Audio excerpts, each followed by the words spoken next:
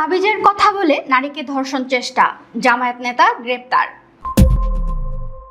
পটুয়াখালীর মির্জাগঞ্জে তাবিজের কথা বলে নিজ ঘরে নিয়ে এক নারীকে ধর্ষণ চেষ্টার অভিযোগে মোহাম্মদ মোস্তাফিজুর রহমান মাহবুব নামে এক জামায়াত নেতাকে গ্রেফতার করেছে পুলিশ।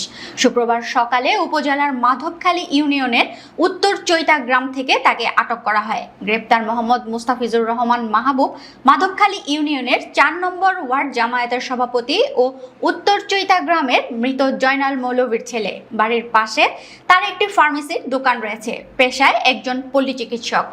বিষয়টি নিশ্চিত করেছেন মাধবখালী ইউনিয়নের ৪ নম্বর ওয়ার্ডের ইউপি সদস্য মোহাম্মদ মহসিন হাওলাদার।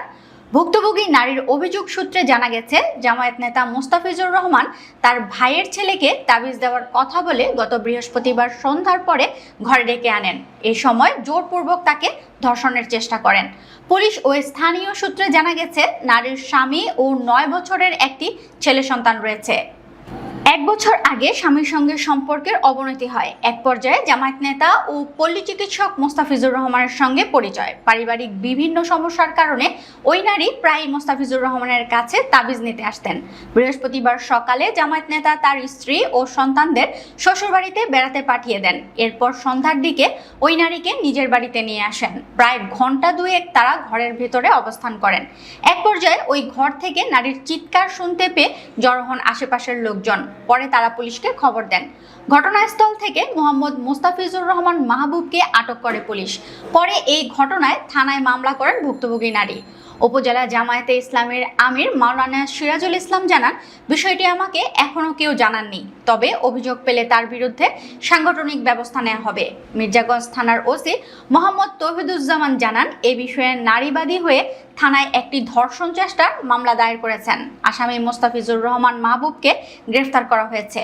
উল্লেখ্য, ঝিনাইদহের কালীগঞ্জ উপজেলার কমলাপুর গ্রামে এক প্রবাসীর স্ত্রীর ঘরে আপত্তিকর অবস্থায় ধরা পড়েছেন স্থানীয় যুব জামায়াত নেতা বিল্লাল হোসেন।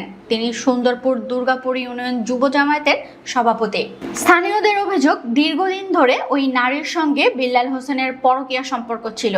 এর ধারাবাহিকতায় গত বৃহস্পতিবার রাত 10:30টার দিকে তিনি প্রবাসীর স্ত্রীর ঘরে প্রবেশ করেন। সেই সময় পরিবারের লোকজন তাকে হাতে নাতে আটক করে এবং পরে মারধর করে ছেড়ে দেন। ঘটনাটি প্রথম দিকে গোপন রাখা হলেও মঙ্গলবার বিষয়টি প্রকাশ্যে আসে।